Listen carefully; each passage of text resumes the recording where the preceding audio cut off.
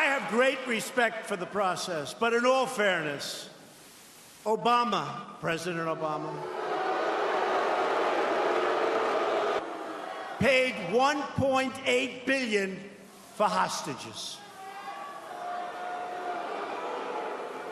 You, not me, you, last night you saw it, Kim Jong-un did a great service to himself, to his country by doing this.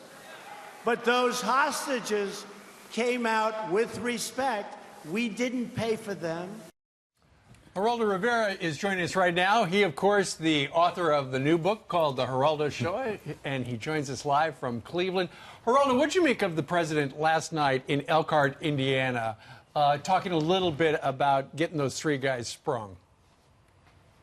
First of all, good morning to everybody. Steve Ainsley, Pete, good to see you.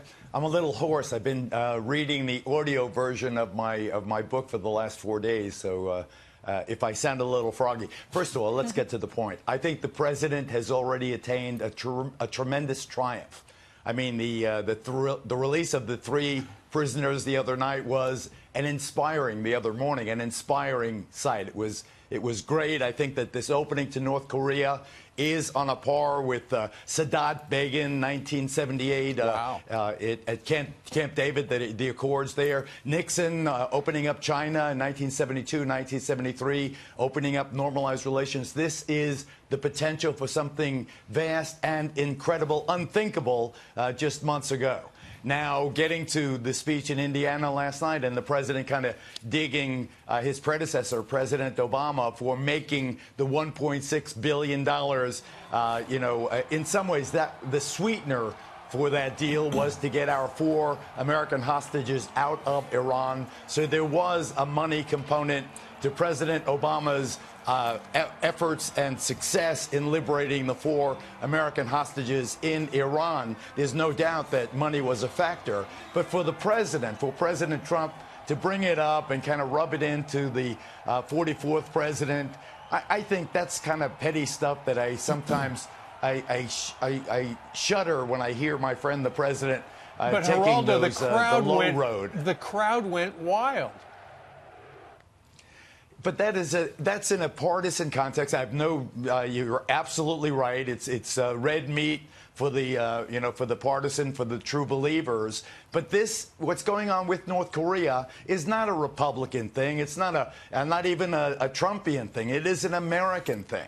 The United States now stands on the verge of helping supervise the denuclearization of the Korean Peninsula, something unthought of or unthinkable until recently. I think the president, who will be, I think, a shoo-in for the Nobel Peace Prize, should take the high road and, forget about President Obama and what the Democrats did when they were in charge. He's in charge now, and he's the president for all Americans. So let's just go forward, emphasize the positive. That's all I'm saying.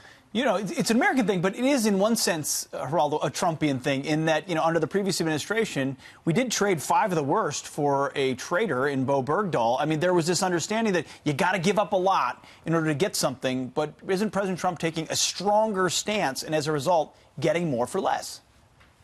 Well, I think that I don't know what happened in Kim's head. I was utterly shocked, Major, when I saw this opening happening, when it really seemed that it was more than just talk, when Kim really walked into South Korea and they were listening to pop music, and I said, my God, this is the guy who runs the Hermit Kingdom. This is the boogeyman of the world. This is the man whose nuclear technology is threatening not only the region, Japan and so forth, but even the west coast of the United States. And suddenly he's saying, take the nukes, let's have normal relations. He's meeting with President Moon of South Korea. They're talking about integrating the economies of the two Koreas. I mean, this is utterly stupendous. This is spectacular. This is sensational. So I'm just saying that, yes, the president's tactics and strategy is clearly working. But, sometimes you've got to take success with the same grace that you take, you know, a setback, Pete. Geraldo, we've been watching Gina Haspel being grilled in front of the Senate about the interrogation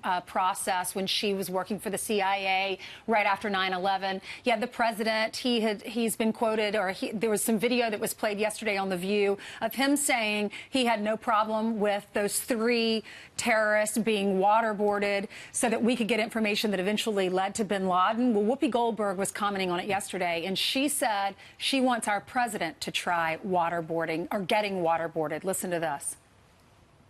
Remember how the gentleman in the White House talked about torture on the campaign trail? What I'd like to say is I would like you to try it. I think people who have actually been tortured, who are saying this is not a good thing, you should listen to them, because you have never been tortured, and neither has Dick Cheney. What's your reaction? Well, my reaction, first of all, is that the president's nominee, Gina Haspel, should be confirmed as the head of the CIA. She would make a terrific director of the CIA. She's going to be director of the CIA, not the Boy Scouts of America. This is a tough world. You know, intelligence and you know, the whole clandestine side of our conflict with our enemies is a sometimes brutal business. What happened with waterboarding and the torture, in retrospect, may seem regrettable, but there's no denying that it did lead to the courier, that did lead us to the terror mastermind who inflicted so much pain and suffering on the United States. I totally get that. For Whoopi, I love Whoopi. I've known Whoopi for decades. For her to even suggest that the president endure that, it's disrespectful and unnecessary. Yes, we get it was brutal. Yes, we get that the United States now has affirmed what Senator John McCain has wanted, that we won't torture, that waterboarding is torture. We get it. But there is no denying, and I think that this gives people the creeps, but there is no denying that what happened with Khalid Sheikh Mohammed and the others, the other 2 who were waterboarded, did have some success without which we may not have gotten bin Laden as soon as we did. Yep. And as it was, it took almost 10 years. Important. Geraldo, thank you very much. By the way, Geraldo. no longer the Boy Scouts. Coming in February, say, just going to be the Scouts. Oh, that's right. That's right. So Geraldo Rivera, the author of The Geraldo Show, coming soon, we hear, to audiobook. Yes, it's a great book, Geraldo. Thanks, Congratulations. Appreciate it.